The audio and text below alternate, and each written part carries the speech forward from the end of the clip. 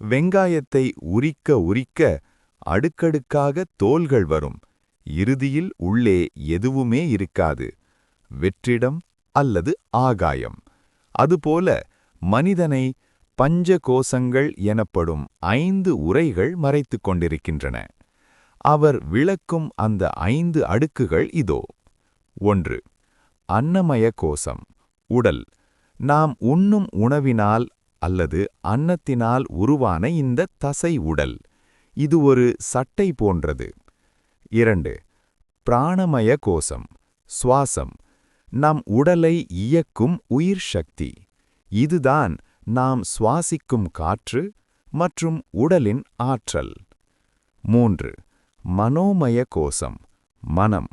நம்முடைய எண்ணங்கள், ஆசைகள், உணர்ச்சிகள் நிறைந்த பகுதி. இதுதான் நம்மை எனது என்று சொல்ல வைக்கிறது. 4. விஞ்ஞானமய கோசம், புத்தி. இது பகுத்தறியும் அறிவு. எது சரி, எது தவறு என்று தீர்மானிக்கும் பகுதி. 5. ஆனந்தமய கோசம், மகிழ்ச்சி. இது ஒரு ஆழ்ந்த உறக்கத்தில் நாம் அனுபவிக்கும் ஒரு சுகமான நிலை. ஆனால் இதுவும் ஒரு திரைதான். அந்த சித்தர் ஒரு பெரிய உண்மையை பொட்டில் அடித்தாற்போல சொல்கிறார். மகனே, நீ இந்த 5 உரைகளும் கிடையாது. இந்த 5 திரைகளுக்கும் பின்னால் எரியும் அந்த ஆத்ம ஜோதிதான் நீ.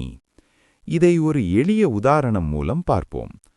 ஒரு விளக்கை 5 அடுக்கு துணிகளால் மூடி வைத்திருக்கிறோம் என்று வைத்துக்கொள்வோம். முதல் துணி தடிமனாக இருந்தால் வெளிச்சமே தெரியாது. மெல்லிய துணியாக இருந்தால் மங்கலாக தெரியும்.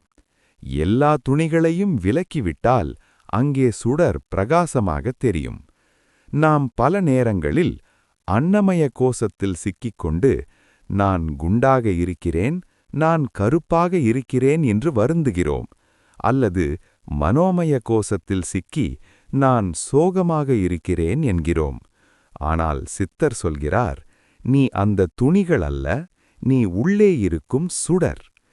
இந்த இடத்தில் கிருஷ்ணர் அர்ஜுனனிடம் சொல்கிறார், அர்ஜுனா, நீ போர்க்களத்தில் நின்றபோது உன்னுடைய மனோமய கோசம், அதாவது உறவுகள் மீதான பற்று, உன்னை மறைத்தது. உன்னுடைய விஞ்ஞானமய கோசம், புத்தி, வேலை செய்யவில்லை. அதனால்தான் உன்னால் அந்த ஆத்மாவை உணர முடியவில்லை. நமது வாழ்க்கையில் நாம் ஒரு தோல்வியை சந்திக்கும்போது, இந்த தோல்வி என் மனதுக்கு வந்தது, எனக்கு அல்ல என்று பிரித்து பார்க்க பழக வேண்டும்.